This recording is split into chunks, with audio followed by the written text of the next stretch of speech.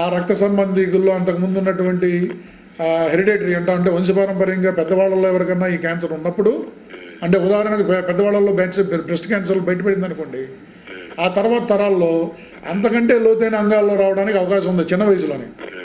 అందుకని ముఖ్యంగా చేయవలసిన పని ఏంటంటే, ఇవాళ మనం రొమ్ము క్యాన్సర్ అని పెట్టుకుంది ఏంటంటే ఇది మన చేతుల్లోది. ఎవరికి వాళ్ళు జాగ్రత్తగా చెకప్ చేయించుకుని ముందే జాగ్రత్త పడడానికి అవకాశం ఉన్నటువంటి క్యాన్సర్ ఇది. మిగతా క్యాన్సర్ అసలు అలా తెలియదండి, ఆ లోతుగా పరీక్షలు చేస్తే కానీ తెలియదు. ఏ క్యాన్సర్ అయినా ఏం చేసినా ఇవాళ ఒకటే, అన్ని రోగాలకి ఒకటే మందులాగా, పిండానికి పిడికి ఒకటే మంత్రం అన్నట్టుగా ఉంది ఆధునిక వైద్యం. కానీ మనకి సనాతనంగా వస్తున్నటువంటి ఆయుర్వేద వైద్యం అలాంటిది కాదండి. లక్షణాన్ని బట్టి రోగ నిర్ధారణ జరిపి ఆ రోగ నిర్ధారణకు వాడవలసినటువంటి మందులు వాడటం అనేది ఎప్పటి నుంచో ఉన్నది.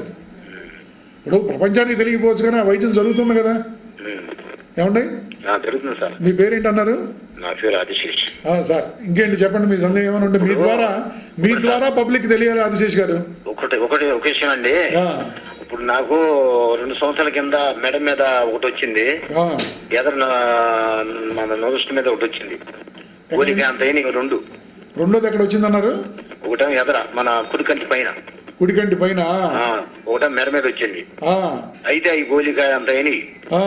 అయితే దాన్ని నేనేం చేశాను, రోజుగా దాన్ని గట్టిగా నొక్కుతూ చేస్తా ఉండేకి అవి తర్వాత అందుకే ఎక్సర్సైజ్ చేస్తున్నకి మెడ మీద అది కూడా పగిలిపోయినాయి 2 కూడా.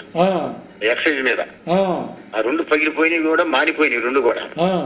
అందుకని ఈ క్యాన్సర్లు ఎన్ని రకాలు ఉంటాయి, దానికి ప్రమాదమైన క్యాన్సర్ ఏంటి అని చెప్పేసి మిమ్మల్ని అడుగుతున్నా సార్. అది మీరు చెప్పేది ఏంటంటే అలా సున్నితమైన చర్మ భాగాల మీద వచ్చాయి, దాంట్లో శివ రక్తం బయటకు వచ్చేసింది. అది క్యాన్సర్ అవ్వడానికి ఛాన్స్ లేదండి.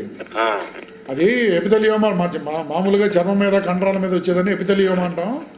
అది ఎపిథెలియోమా కూడా కాదు. మనం ఇందాక రాచకురుపు అనుకున్నాం చూడండి. పూర్వం రోజుల్లో ఈ రాచకురుపు అనేది ఎక్కువగా వింటూ ఉండేవాళ్ళు, నాటు వైద్యం చేసేవాళ్ళు. ఇప్పుడు కూడా అదేలేండి సరణ్యం. కానీ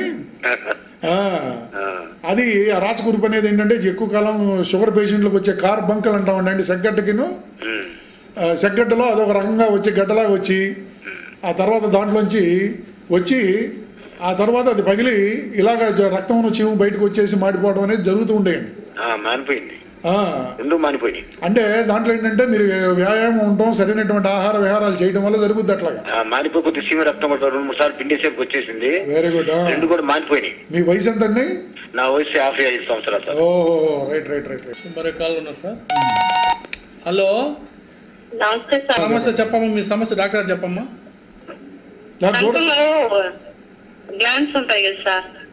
మెడ మీద సంఖ భాగం అవి క్యాన్సర్ అయితే రియాక్ట్ అవుతాయా సార్? అవి కాదమ్మా, అలా కాదమ్మా. ఇప్పుడు అవన్నీ కూడా లింఫ్ గ్లాండ్స్ ఉంటాయి కదా, లింఫ్ గ్లాండ్స్ ఒక్కొక్కసారి వాస్తాయి. జ్వరాలు గట్టిగా ఏదైనా బాగా హై టెంపరేచర్ వచ్చినప్పుడు కొంతమందిలో వాచి అలా ఉండిపోతాయి. అలాగే దాన్ని ఏంటంటే సింపుల్గా మనం ఎండోక్రైనాలజిస్ట్ అన్నాం కదా, అంటే ఎండోక్రైనాలజిస్ట్ మీకు ఐడియా ఉంటుంది కదా, గ్రంథులు హార్మోన్స్ కు సంబంధించినటువంటి డాక్టర్ దగ్గర చూపిస్తే అది గ్లాండా లేకపోతే మీరు అన్నట్టు లింఫ్ నోడా, అది లింఫోసైటిక్ యాక్షన్ లో లింఫ్ నోడ్ అనేది ఏంటంటే లింఫ్ నోడ్ లో కూడా క్యాన్సర్ వచ్చే సమస్య ఉంది, లింఫ్ నోడ్ క్యాన్సర్ అని. అలా కాకుండా ఇది మామూలుగా వచ్చేటువంటి గ్లాండ్స్ కొన్ని గచ్చల్లో బిళ్ళగట్టింది అంటుంటారు, వింటే ఉంటారు మీరు. అలాంటి చంకల్లో కూడా అలాగే వస్తుంటాయి అన్నమాట. కొంతమందికి ఏంటంటే ఆ జ్వరం వచ్చినప్పుడు వచ్చి తగ్గిపోతుంటాయి, కొంతమందిలో జ్వరం వచ్చినప్పుడు బాగా వాచి కొన్నాళ్ళకి మళ్ళీ యథాస్థితికి వెళ్లకుండా కొంచెం గట్టిగా మనకి అప్పుడప్పుడు తగులుతూ ఉంటాయి. అవి తగులుతూ ఉంటాయి. దానికి మనం చేయవలసిన పని ఏంటంటే ఒకసారి చెకప్ చేయించుకుని గ్రంథ లింఫ్ నోడ్ అనేది కన్ఫర్మ్ చేసుకోవాలి.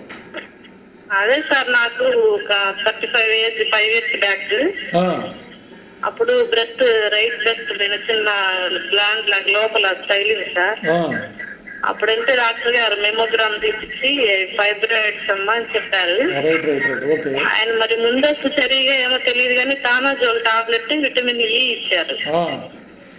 అవి వాడేసిన తర్వాత 5 ఇయర్స్ అయిందండి. మళ్ళీ నాకు ఏం తగలలేదు. మళ్ళీ మొన్న ఎగ్జామ్కి వెళ్ళాను, బ్రెస్ట్ ఎగ్జామ్ చేసి ఏం తగలట్లేదమ్మా అది